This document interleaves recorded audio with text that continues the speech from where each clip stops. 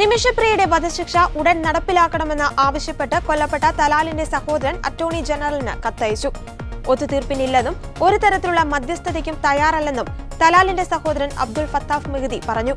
ദയാധനം സ്വീകരിക്കുന്നതിന് തയ്യാറല്ലെന്നും പെട്ടെന്ന് വധശിക്ഷ നടപ്പിലാക്കുവാനുള്ള തീയതി പ്രഖ്യാപിക്കണമെന്നും മെഹ്ദി കത്തിൽ പറയുന്നു. കഴിഞ്ഞ ജൂലൈ 16 വധശിക്ഷ നീട്ടിവെച്ചതിനു ശേഷമുള്ള മെഹ്ദിയുടെ രണ്ടാമത്തെ കത്താണിത്. നിമിഷപ്രിയയുടെ മോചന സാധ്യതകൾക്കും മധ്യസ്ഥ സാധ്യതകൾക്കും മങ്ങലേൽപ്പിക്കുന്നതാണ് തലാലിന്റെ സഹോദരന്റെ പുതിയ നീക്കം. നേരത്തെ നിമിഷപ്രിയയുടെ വധശിക്ഷ റദ്ദാക്കിയെന്ന വാർത്ത കാന്തപുരം AP അബൂബക്കർ മുസ്ലിയാർ പങ്കുവച്ചിരുന്നു. എന്നാൽ പിന്നീട് കേന്ദ്രം അത് തള്ളിയിരുന്നു.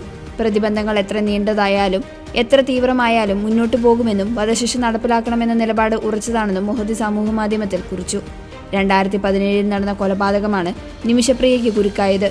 സഹപ്രവർത്തകനായ തലാലിനെയാണ് നിമിഷപ്രിയ കൊലപ്പെടുത്തിയത്.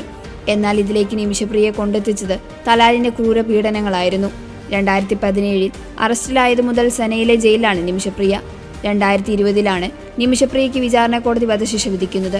അതേസമയം അടിയന്തര ഇടപെടൽ ലക്ഷ്യമിട്ട് നിമിഷപ്രിയയുടെ മോചനത്തിനായി വിവിധ കേന്ദ്രങ്ങളിൽ നിന്നുള്ള ഇടപെടലിന് ശ്രമിക്കുന്നുണ്ട്. യമൻ സർക്കാരുമായുള്ള നയതന്ത്ര ബന്ധത്തിലെ അപര്യാപ്തത ഇടപെടലുകൾക്ക് വിലങ്ങുതടിയാകുന്നുവെന്ന ഭീതിയും നിലനിൽക്കുന്നുണ്ട്.